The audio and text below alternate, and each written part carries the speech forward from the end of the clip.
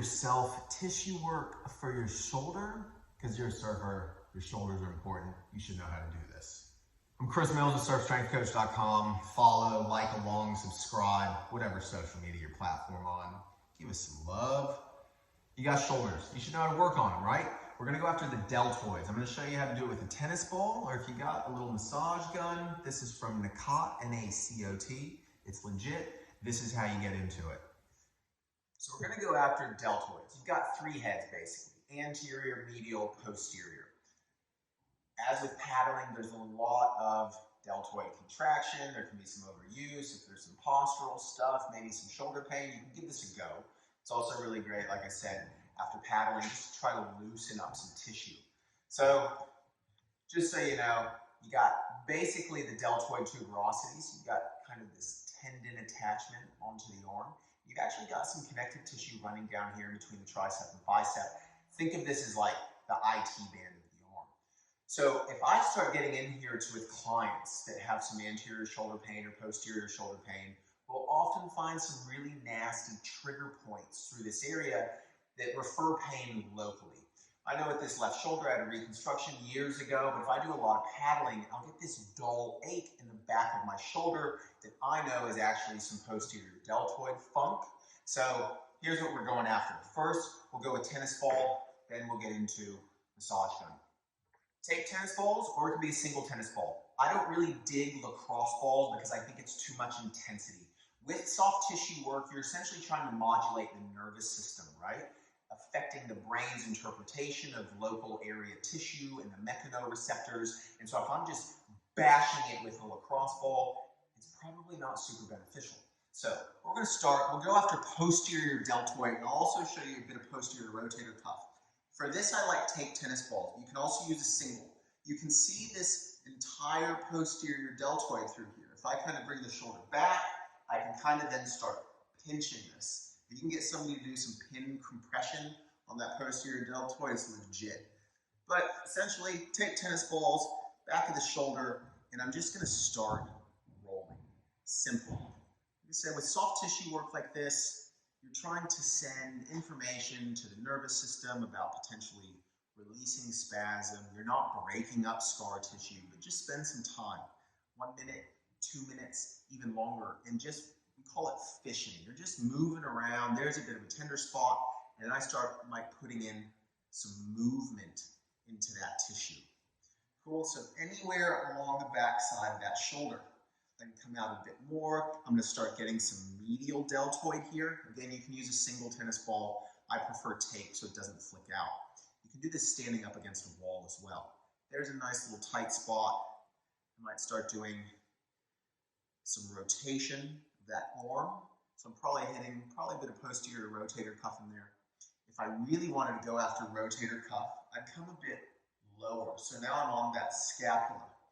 Then I'll get up onto it, and this can be some really tender stuff. Here you're predominantly hitting infraspinatus, teres minor, going through some internal and external rotations. So I'm essentially pin and stretching that tissue. If I want to come into this predominantly medial deltoid, this can easily be done against the wall, or I just kind of come up and down with it in there. That's a nice little spot. I'll just lay, I'll breathe. I generally tell people take it to like a 6 out of 10 on a pain scale.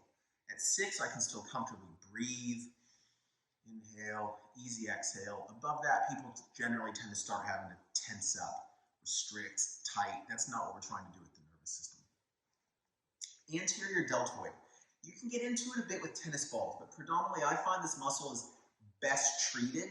You can do pin and stretch technique like this. You need to know a little bit of anatomy, but you can see me compressing and lifting that entire anterior deltoid. And you can do some really good work through this pin and stretching, where I'm really trying to lift that anterior deltoid off of the humerus. So I really don't recommend you go heavy through here with a lacrosse ball, because you do have a lot of connective tissue on the front of that shoulder. So if you have a lot of anterior shoulder pain, be careful with this protocol.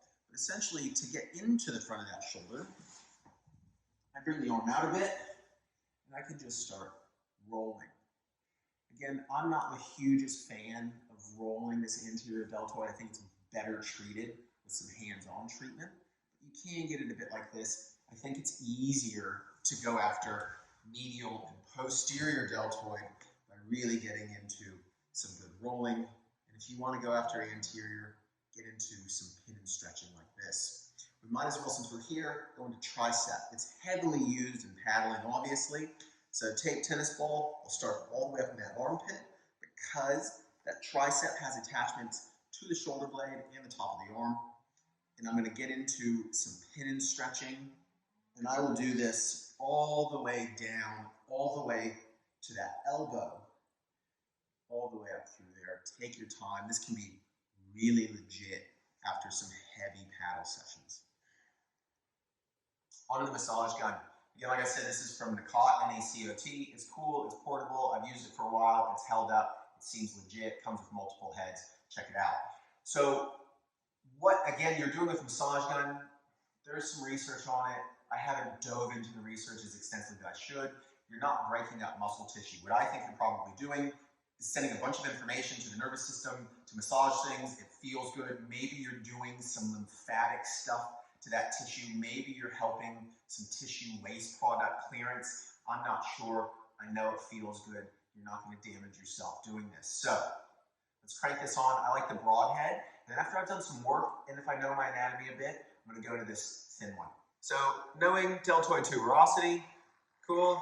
I can come all the way up to that shoulder, right? Basically, it's that acromion coming from the shoulder blade. And I can change that speed up a bit and really just crank all the way through deltoid. Now I'm coming to a bit more medial. This I find actually better to treat anterior deltoid than I do a tennis ball. It's just kind of cumbersome, but you can get it with it going up against the wall or the floor. What I'll also start doing is going into some rotation. I'll put some compression into there. Now again, be careful if you're pushing right on the bone. You've got the biceps tendon coming through there. You've got the lat tendon. There's a lot of connective tissue that if you get super aggressive, you could potentially piss off. So I'll put some pressure in there and I'll start moving the arm underneath that pressure. Maybe it's helping some sliding surfaces of tissue. This is legit. We can come to posterior deltoid. This is good. Again, I can start coming into, you feel my vibrating, I can start coming into some rotations there, treat all of that posterior deltoid. Then I can start coming into the posterior rotator cuff. So here's lat, here'd be some teres major, teres minor, infraspinatus.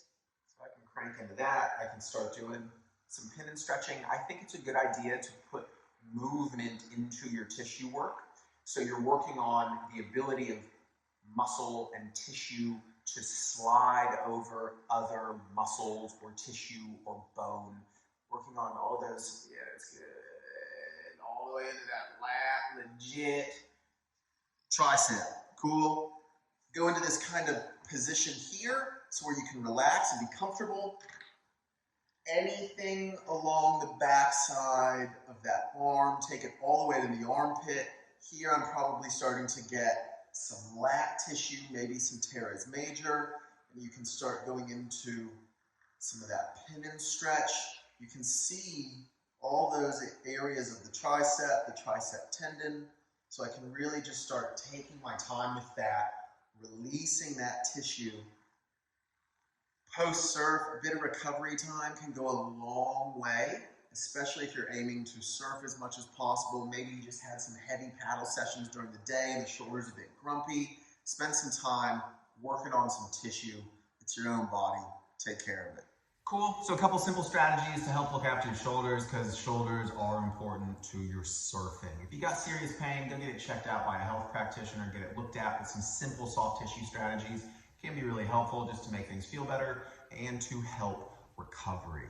So again, I'm Chris Mills. Thanks. Like, subscribe, follow along, hit me up with questions. Check out the Surf Athlete app, because your fitness is ultimately your health, well-being, and your surfing. Cool. Show some love. Peace.